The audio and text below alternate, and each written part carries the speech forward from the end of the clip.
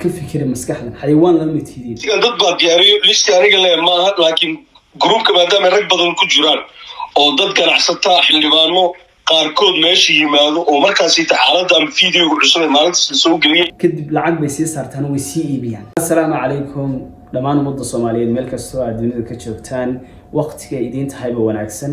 maanta muuqaalkaygu wuxuu ku saabsan yahay inaan ka falceliyo muuqaal runtii anshaxa iyo diinteena baalmarsan oo muddooyinkii ugu dambeeyay social media la isla dhex marayay. muuqaalkaas oo ah gabadh Soomaaliyeed oo TikTok runtii caanka ah oo followers fara badan ka haysta. gabadhaas oo iska soo duubtay muuqaal runtii aan aad u fiicnayn iyadana mustaqbalkeedana runtii aan u wanaagsanayn. muuqaalkaas oo ah muuqaal qaawan oo ay jirkeeda iyadoo qaawan iska soo duubtay. marka asxaabay waxaan rabaa inaan ka falceliyo arrintan ma aha runtii arrin sahlan. waxayna inagu bilaabatay gabdhaheena Soomaaliyeed waxay karaarka weydaariyeen ama runtii ay faraha ka baxeen markii aaladan TikTok ayna soo gaadhay. aaladan TikTok muddooyinkii hore waxay ahaan jirtay meel magaranaysa entertainment oo lagu magaranaysa lagu madadaasho markaad yara caajisto inaad muuqaal yar oo dhowr sakana muuqaalada la soo geliyo muuqaalo dhowr sakana muuqaal yar oo dhowr sakana waqti badan ka qaadanayn inaad soo daawato. marka intii wixii waa laga soo gudbay. marka hore entertainment iyo ahaa madadaalo ahaa laakiinse iminka wuxuu noqday in ay meel lagu baayac mushtaarna ay noqoto oo gabdhihii Soomaaliyeed cirdigoodii iyo sharaftoodii iyo gabadhba meesha ay qurux badan tahay ay ka soo bandhigto. koox baa jirta arxandarayaala oo uu runtii ka faa'iideysta baahida hablaha. qofku markuu baahidaada ka faa'iideysto baahidaada hadduu qofku ka faa'iideysto wax kasta uu kugu xijinaya. kooxdaas waa koox dhisan oo ka ganacsata muuqaalo inay hablo iska soo duubaan. gabadhu way imanaysaa welibana ta kale caqliga aan galay waxaa ka mid ah gabdhuhu sida ay kala weyn yihiin bay u kala lacag badan yihiin. gabadhu haddii ay da' weyn tahay oo ama carmal tahay ama ay garanaysaa caruur haysato ama la qababa waxay muuqaalkeeda ku iibsanaysaa ilaa adigu 100 ilaa 250. haddii gabadh yar oo dhalinyaro ay tahay oo gabdhaha yarka ay iskuulka dhigta muuqaalada ay ku iibsanayso muuqaalka iska soo duubto waxay ku iibsanaysaa ilaa $600. qoladan muuqaalka way gabdhaha way ka iibinayaan kadibna maxay sameynayaan rag kale ka siibinayaan. bal hadda ilaahay baan kugu dhaarshay TikTok haddii aad gashid oo muuqaal xitaa aan ka hadlayn waxyaalaha xunka aan ka hadlay qof soo dhigay bal commentigiisa booqo. waxaad sooranaysaa bal commentigiisa dadku siday uga falceliyeen eeg baad sooranaysaa. waxaad ku arkaysaa commentigiisa muuqaalkii heblaan haya luuqa ii soo gal muuqaalkii heblaan haya luuqa ii soo gal. warniyo diin iyo dhaqan baynu lahayn. diin iyo dhaqan waynu leenahay. waqtiga la joogo runtii waa waqti aad u xun. gabdhaha Soomaaliyeed waxaan kula talinayaa war inta aad dharka wadataan oo aad xijaabka sidataan intaas baad Ilaahay subxaanahu wa ta'aala u dhowdihiin. haddaad iska tuurtaan xijaabka haddaad iska tuurtaan qof kasta iyo doqon kastaba way idiin imanaysaa. ma fahanteen? Ilaahay subxaanahu wa ta'aala hadalkiisa qaata. anigu waxaan ahay wiil walaalkiinaan ahay waan idinla talinayaa. muuqaalka sida ay sheegeen oo waraysi la yeeshay Munasar baa la yeeshay kooxdan mid kamid ah waan insha Allah idin wadaagaya. waraysiga oo ka qaaday Munasar Maxamed mid kamid ah shabakadaas ragga ku jira oo u qaabilsan in dad raggu intay lambarada u diraan oo ay yiraahaan waxaan u baahanahay muuqaaladii ay sii iibiyaan. muuqaalada marka hore way ka soo iibsadaan hablaha lacag bay siiyaan kadib lacag bay sii saartaan way sii iibiyaan oo waa ganacsi caadi ah. marka waraysi waxa la yeeshay Munasar Maxamed oo ah wariye Soomaaliyeed oo wuxuu waraysi la yeeshay mid kamid ah kooxda u soo bandhigtay una soo diyaar garoobay inay ka faa'iideystaan. waa kan horta waraysiga bal la yar eega. lama qasbayo naago weliba waxaa ku jiro ayagoo xaas raggoodii guriga joogo ilmaha u qubeynaayo ka qaylinaayo gadaal backgroundka ayadana isfaranayso biyii soo duubay. waxa uu yiri muuqaalada hablaha soo duubay waxa ka mid ah hablo la qabo caruurtii ka qaylinayso oo iyagoo caruurtii runtii agtooda ay taagan yihiin ama agtooda ay joogaan muuqaalo iska soo duubaya. Damiirkii xaguu galay dadnimadii iyo damiirtii iyo diintii xaggee aaday.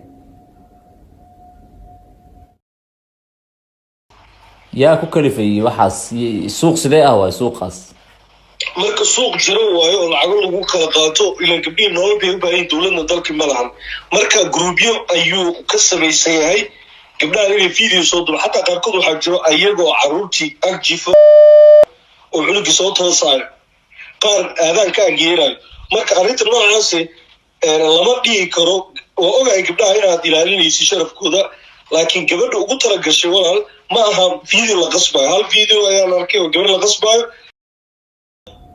waxa uu yiri fiidiyoyada ay habluhu soo duubayaan ma aha kuwa la khasbaya habluhu iyaga oo raali ka ah ayay soo duubayaan. waxay qusayaan gabdho iyo rag ku heshiiyey inay lacag kala qaataan masuul.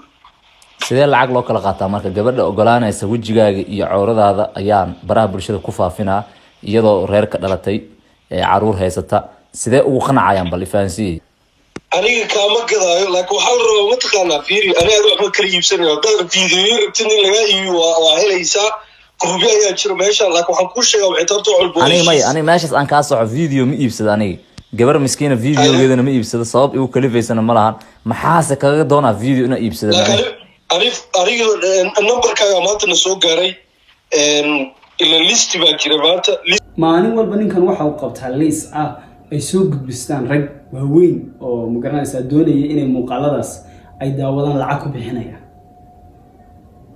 listiga ayuu ku jiray numberkaaga ka mid ahaa waxaana maqlay in ragga qaar ay iibsadaan videoyada ku jirtid laakiin dadka aad barnaamijkan u sheegtid ma soo fahmaysaa.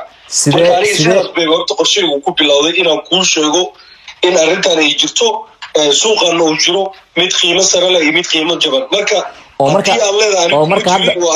oo marka hadda waxaad ii sheegaysaa in ani videoga aan dhahay listigiina aniga ku jiro dadka iibsado videoyada gabdhaha ha video ku jiro maanta listiga markii la soo daayay iyo rag kaloo badanaa ku jiray laakiin kuwa kale aniga ma quseeyo maadaama adiga kula hadlaayo anina aqoon kuuma lahayn mas-uul fahmaysaa. siduu kusoo galay sidee aniga aan kusoo galay maaragtay listigiina say ku dhacday listigeena listigan dad baa diyaariyo listi aniga le maaha laakiin groupka maadaama rag badan ku jiraan oo dad ganacsataa xildhibaano qaarkood meesha yimaado oo markaasi xaaladda ama videoga cusub ee maalintaas la soo geliyey usoo doonta ayaa jiro koley ma aqaan inaad maqashay in videoyada gabdhaha baryaan waa batay adiga weliba isweydiisa xaguu ka imaana waxyaabahan inti ma raadisay ma u korgasho mise inta kusoo gaarto unbaa ka hadashaa in liis aad samaysataan oo dadka liiskooda waxaan ma dhageysan karno runtii waa waraysi runtii qofku haddii uu dhageysto ama u daawado oo aanu dhageysan karayn ninkan waxa uu ka sheekeynayaa inay tahay inay yihiin koox isku xidhan oo daliga dibadba isku xidhan. markaan waxaan doonayaa inaan kusoo koobo muuqaalka ma sii wadi karayo ma dhageysan karayo waraysigaas ninkaas uu bixinayo iyo waxa uu ka sheekeynayo maaha qof cidna ma dhageysan karo qof damiir le midna ma dhageysan karayo. waxaan leeyahay horta hablow marka ugu horeysa ilaahay subxaana watacaala ka cabsada. ta labaad hablahan waxaa la dhashay walaalo iyo ehel iyo qaraabay leeyihiin oo gabadha walaasha ayaa haddii ay maanta wax xun ku kacdo dee inanka la walaalka ah marnaba ma istaagayo. waxaan leeyahay waa hablahan cidii la dhalatay kolley waxaan waa wax magaranaysaa waa arrin weyn oo waxa ka dambeeya dad magaranaysaa lacagleeya ka dambeeya oo waxaan ku fangaranaya lacag ku fangaraynaya sidii magaranaysaa diinteena iyo dhaqankeena ay inoo baalmariyaan. marka muuqaalkayga waxaan kusoo koobayaa marka koobaad iyo marka labaadba hablow ilaahay subxaana watacaala ka cabsada oo sharaftiina iyo cirdigiina ilaashada. gabadhu haddii aan la khasbayno iyadu muuqaalka iska soo duubayso waa arrin runtii argagaxeeda leh. marka waxaan leeyahay runtii gabagabadii ilaahay subxaana watacaala ka cabsada.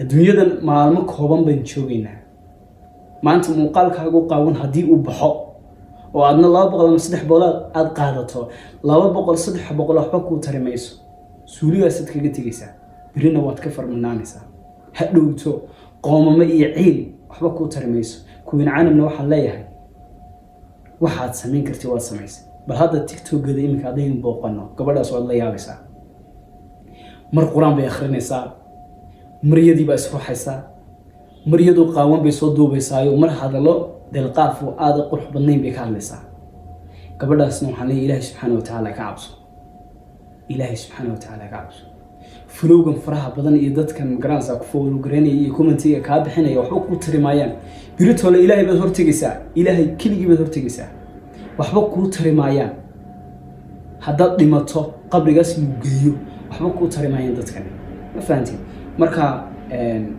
arrintan runtii waa arrin damqashadeeda leh lagana feejignaado bal horta wixii hore sameeye waxaan leeyahay hablaha dambe war ilaahay subxaana watacaala ka cabsado bal ka fikira maskaxdan xayawaan lama tiidin xayawaanka ayaa wuxuu leeyahay shahwo inuu wax cuno adiga ilaahay subxaana watacaala wax cunistii iyo shahwadii iyo caqligii ilaahay suu kaa daray caqligana in caqliga intaa lagad ilaahay ku garan weydana runtii caqli ku noqon maayo waan ognahay shaydaan baa waxaan wadaa shaydaankana waxyaalaha looga hortegi karayo ilaahay subxaana watacaala uu inoo sheegay oo qofku markuu qalbigiisu qalalo wax kasta way ka suurtoobada oo xumaantiiba waxa u noqonaysa wax wanaagsan u noqonaysa marka muuqaalkayga halkaasaan kusoo koobaya ma doonayo muuqaalku inuu dheeraado waxaan idin leeyahay nabad